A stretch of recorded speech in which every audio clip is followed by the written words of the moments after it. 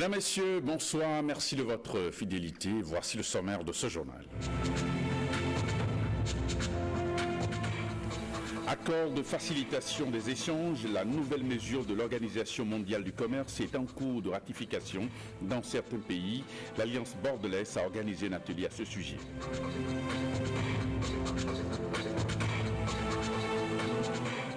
Vote du budget général de l'État exercice 2017, les députés donnent au gouvernement les moyens de son plan d'action.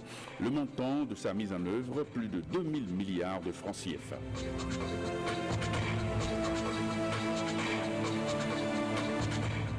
Les mairies doivent produire des rapports de compte annuels. La question revient sur le tapis. Acteurs de la société civile et cadres des finances publiques donnent le top de la sensibilisation.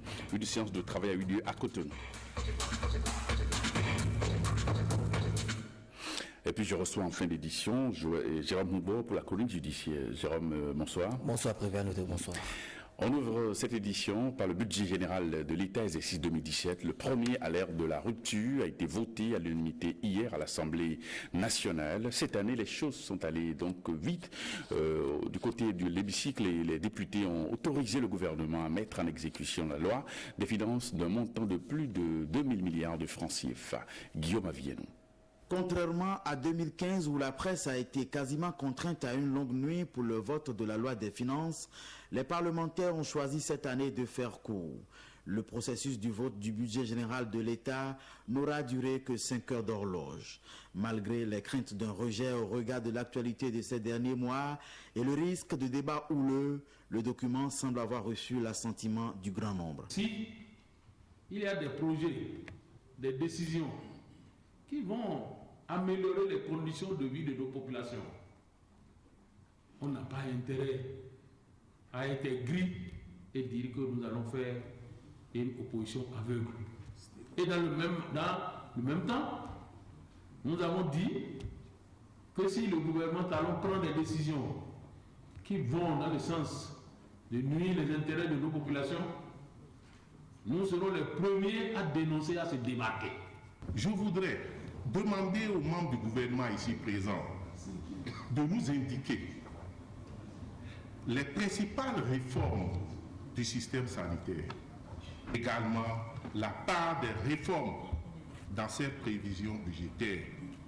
Pour finir, inviter les membres du gouvernement à observer la rigueur nécessaire pour une gestion saine des ressources publiques et à respecter les engagements pris avec le peuple. Si nous laissons le gouvernement augmenter anarchiquement les frais de passage au niveau des postes de pesage, nous devons savoir que systématiquement, les frais de la tomate fraîche achetée dans nos marchés vont s'augmenter. Le partenariat public-privé. Nous pouvons parler du public, mais est-ce que nous pouvons être sûrs du privé? Le privé peut nous promettre monts et merveilles, mais est-ce que nous pouvons intégrer cet argent du privé déjà dans notre budget pour en être sûr? Au finish, la loi des finances 2017, la première à l'ère de la rupture, va être adoptée à l'unanimité contre toute attente. Ce que nous pensons à l'hémicycle de ce budget a été dit unanimement par tous les députés. Il n'y a aucun groupe parlementaire qui ait fait exception à la matière. Je voudrais donc vous féliciter, vous remercier pour la qualité du travail qui a été fait. 2010 milliards et un peu plus de 586 millions de francs CFA, c'est le montant du budget. Un budget ambitieux dont plus de 880 milliards devraient être investis dans plusieurs domaines. Les priorités, l'amélioration de la fourniture en énergie électrique, l'amélioration de la qualité de l'éducation et du cadre de vie des Béninois, pour ne citer que ceux-ci.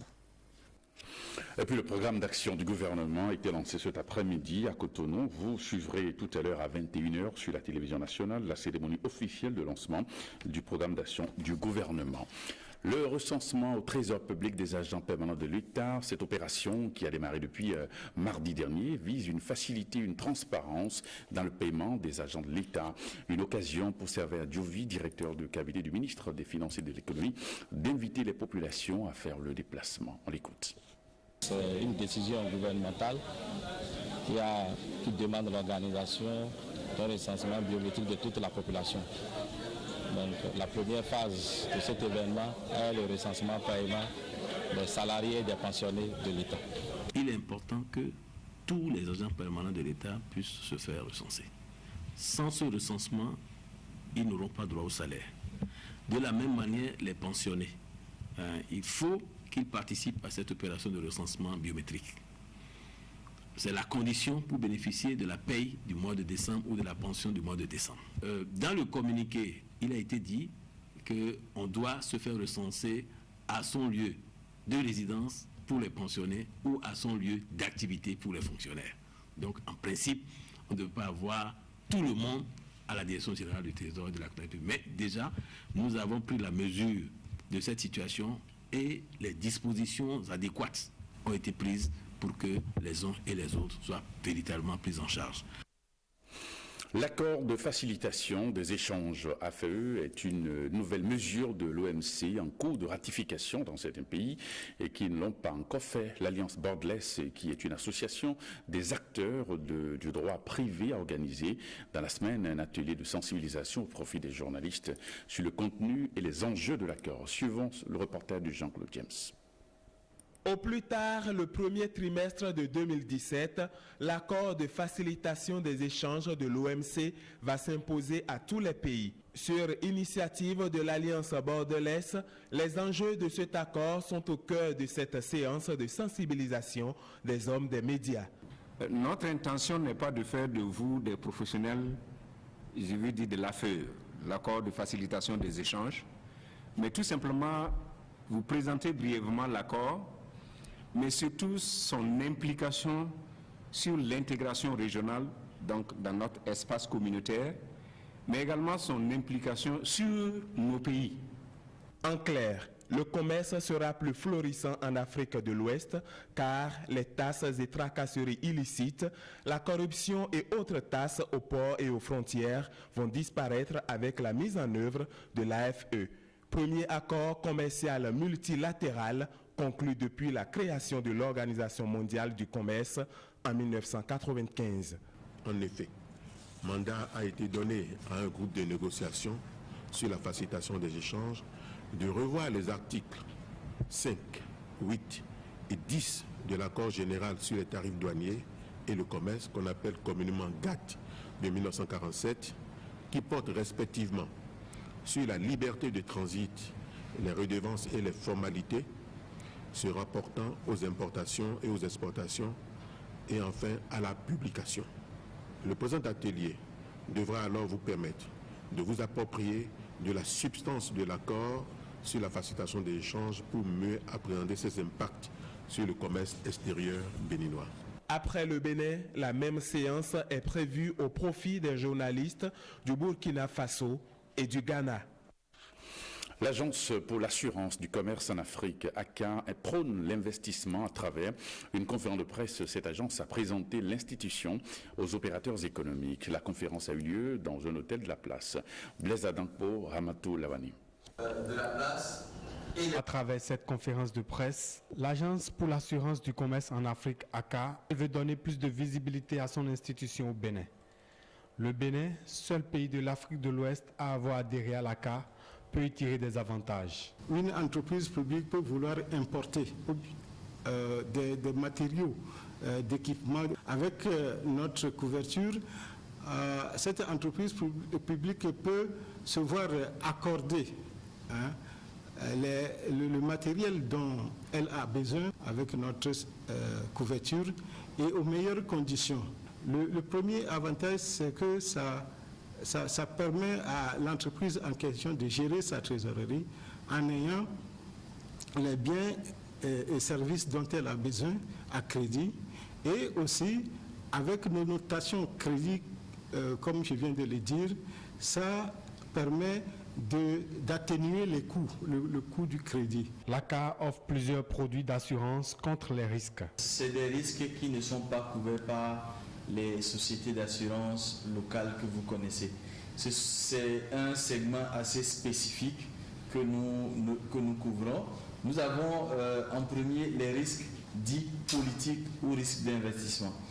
Nous couvrons la confiscation, l'expropriation et la nationalisation d'un investissement opéré au Bénin ou dans un pays membre par un étranger, donc un non-national. Nous couvrons le non-respect des obligations souveraines et para-étatiques. L'Agence pour l'assurance du commerce en Afrique a été créée en 2001. À ce jour, elle a déjà couvert des projets au Bénin à hauteur de 12 milliards de francs CFA. La Société Générale Bénin présente ses vœux à ses clients et partenaires. C'est à l'occasion d'une soirée qui a eu lieu hier au jardin de l'hôtel Novotel à Cotonou. C'est cela, mon Jérôme Mouba. La Société Générale Bénin, SGB, est l'une des premières banques étrangères à s'implanter au Bénin en 2002. À cette soirée de présentation de vœux, elle célèbre le départ de son directeur général en fin de mission au Bénin et annonce pour l'année prochaine le 15e anniversaire.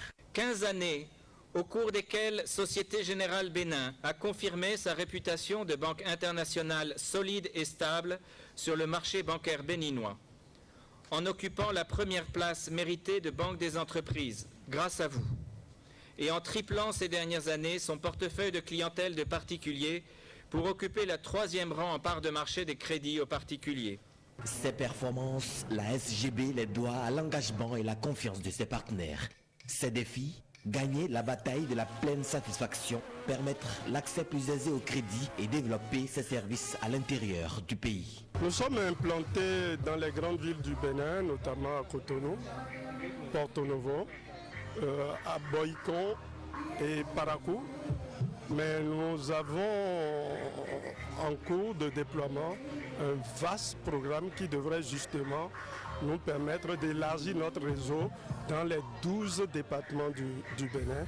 Et donc ceux qui sont à Natitengu, comme vous le dites, très prochainement, ils pourront être desservis par nos offres de produits et de services.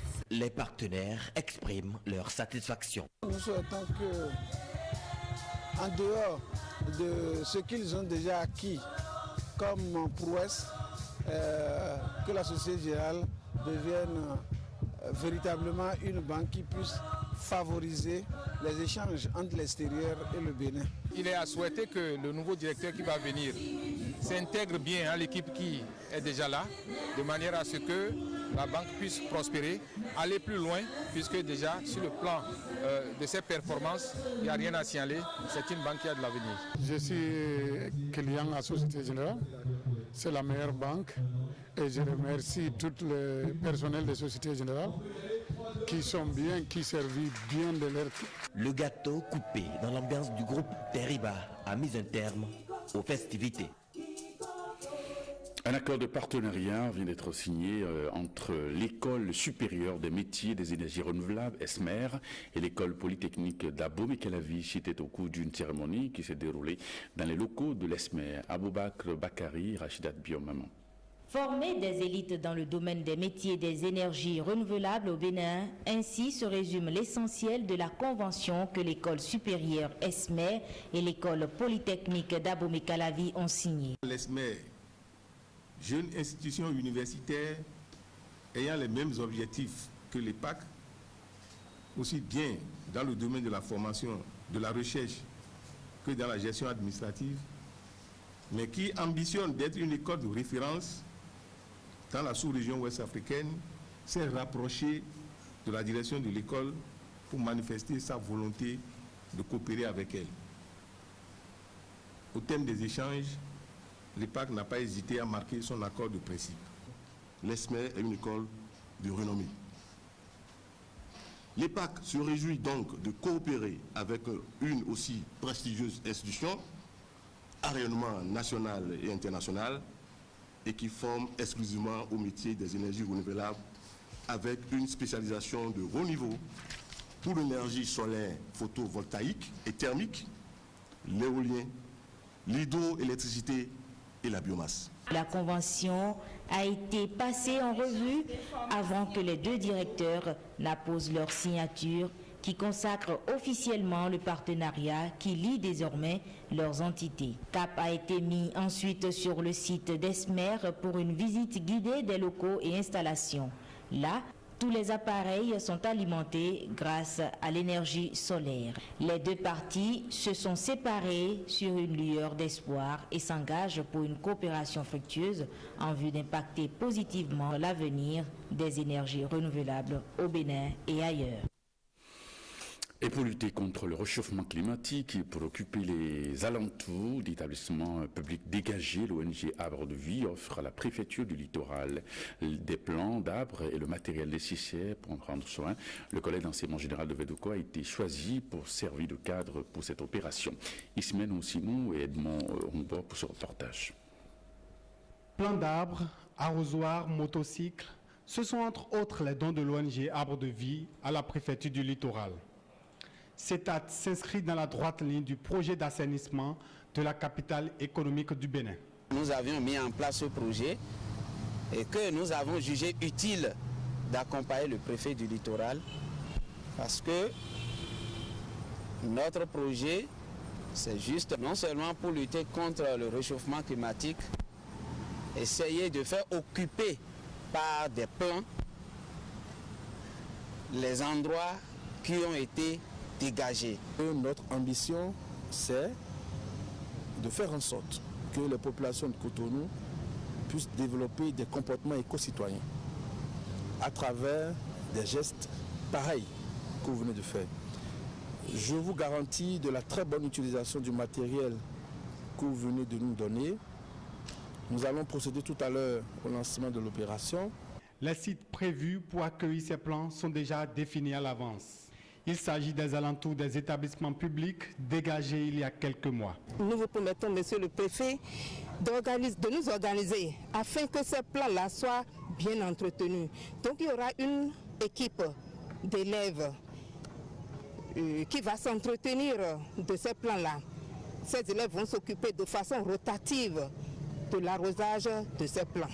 Cette action de l'ONG Arbres de Vie est la bienvenue à un moment où la question du changement climatique est d'actualité. Et puis l'Institut pour le développement en économie et en administration, IDEA, met à la disposition du ministère de l'économie des cadres outillés pour mieux accompagner la gestion axée sur les résultats après des cours intensifs sur les systèmes d'information et le suivi d'évaluation. Un parchemin a sanctionné la fin de la formation. Armel Nonfodji, Jean-Claude James. 6 semaines de formation en suivi, évaluation et système d'information. La certification universitaire supérieure de l'IDEA est délivrée à ces 22 cadres du ministère de l'économie et des finances. Monsieur le directeur de cabinet, merci de ne pas vous arrêter en si bon chemin. Vous avez permis au système béninois de suivi et évaluation de porter l'effectif à ces spécialistes, à une vingtaine de cadres, et de leur donner les moyens de répondre davantage devant l'histoire à l'adage « Chaque génération doit remplir sa mission ou la trahir ». En ce qui nous concerne, nous nous engageons à mettre en application les acquis de formation et accompagner la modernisation de notre système d'information pour le suivi et l'évaluation des performances de notre administration. 3 modules de formation ont permis aux responsables de l'Institut de développement en économie et en administration d'outiller ces acteurs du suivi-évaluation. Leur accompagnement dans le processus de développement est attendu. La gestion axée sur les résultats du développement ambitionne de contribuer à la transformation de l'Afrique à travers le partage et l'utilisation des outils de performance pour impulser le processus de gestion du changement. Et je pense que c'est ce défi-là que je voudrais lancer aux récipiendaires. Nous allons identifier ces initiatives, ces actions qui vont être mises en œuvre en 100 jours. Parce que désormais, vous avez les outils qui vous permettent d'aller vers des résultats. Vivement que les cadres d'autres ministères bénéficient de ce programme de formation pour un nouvel élan dans l'administration béninoise. Évaluation des comptes de gestion des communes, le sujet préoccupe la société civile et les cadres des finances publiques. Eh bien, ces différentes entités ont tenu une séance de travail ce jour à Cotonou. L'objectif est de sensibiliser les mairies sur la nécessité de produire des rapports de comptes annuels dans le respect des principes juridictionnels. Cécile Rondé, Ramatou Lavani. Au Bénin, les collectivités locales ne sont toujours pas en règle en matière de reddition de comptes à l'État. Les comptes de gestion ne sont pas produits dans les délais légaux. Parmi ceux qui sont produits, rares sont les comptes qui débouchent sur des arrêts définitifs. Les chiffres sont assez alarmants sur le niveau de redevabilité des gestionnaires des deniers publics dans nos collectivités locales. Il faudrait que les élus locaux et les comptables publics puissent faire leur devoir pour que la confiance puisse s'instaurer durablement en vue de permettre un transfert de ressources plus conséquent pour le développement au niveau communal. La production de comptes de gestion est pourtant une obligation légale. Tout comptable public qui ne présente pas ses comptes dans le délai prescrit peut être condamné à une amende dont le montant est fixé par la loi.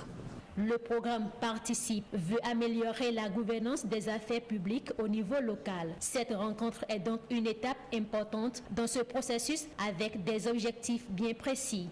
Que les acteurs de la chaîne d'élaboration et du contrôle des comptes des communes confrontent leurs positions et avis sur les démarches et outils de production et de contrôle des comptes, que des actions et stratégies soient définies de commun accord pour améliorer efficacement le contrôle juridictionnel des comptes de gestion des communes. Au terme de ces assises, sortiront des propositions susceptibles d'améliorer la reddition des comptes au niveau local. L'association Gouvernement des jeunes du Bénin a été mise en place à Cotonou. Eh bien, ses membres, les membres du dit gouvernement ont prêté serment à la suite d'une cérémonie officielle à Cotonou. Reportage. 18 ministres, un secrétaire et le chef du gouvernement. Ils sont au total 20 jeunes officiellement installés pour animer le gouvernement des jeunes du Bénin. Ce creuset a pour objectif premier de créer une entité afin de présenter et de défendre les intérêts, les convictions et les valeurs des jeunes. Au fond, l'idée de mettre sur pied un gouvernement des jeunes du Bénin est née depuis l'an 2014, à la période même où était mise sur pied une association ainsi dénommée et qui était basée à Genève. Nous avons rencontré des personnalités politiques de tous les bords politiques pour échanger, pour partager, pour améliorer notre perception de ce dossier. Et aujourd'hui, 11 décembre 2016, date historique, nous sommes heureux d'être ici pour marquer d'une pierre blanche, non pas la cérémonie de naissance officielle, mais pour marquer notre première rentrée officielle et notre présentation donc au grand public de notre pays. Le ministre de la Justice encourage l'initiative. Nous avons le bonheur de cette impression générale de prise de conscience que vous pouvez élever des âmes. Que dit ici, ce n'est que finalement vous rappeler que se mettre en chemin, c'est être engagé. Être ministre, c'est être au service. C'est le sens originaire du mot. C'est être des serviteurs. Des serviteurs, ce sont des personnes qui sont disponibles. Ce sont des personnes qui sont dévouées. Ce ne sont pas des personnes absolument désintéressées. Ce sont des personnes qui trouvent leur intérêt dans l'accomplissement de l'intérêt commun. Je ne vous dis donc pas félicitations. Je vous dis bienvenue au club. L'association dénommée le gouvernement des jeunes du Bénin est un regroupement qui reste ouvert à toute personne qui épouse ces idéologies. Et nous en venons maintenant à la chronique judiciaire avec Jérôme Humbo. Jérôme, bonsoir. Bonsoir, Prévert. Alors, la Cour d'assises s'est intéressée ce vendredi à 2 dossiers. D'abord, 3 prévenus pour meurtre étaient attendus, mais c'est un seul qui a comparu. Marc Nombimé, alias Glikou, est condamné à 5 ans de prison. Tout à fait. Dans la commune de Kouamassé, arrondissement de Décamin, les nommés Assou Blaise et Nombimé Marc, alias Glikou, sont reconnus par la population comme étant des voleurs. Le mercredi 8 juillet 2009 à 20h, ils décident alors de voler des filets de pêche pour un certain Jérôme.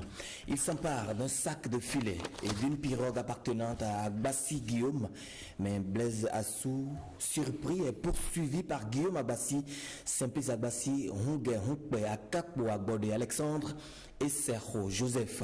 À la fin de cette chasse-poursuite nocturne, ceux-ci déclarent que le voleur Assou Blaise a réussi à leur échapper.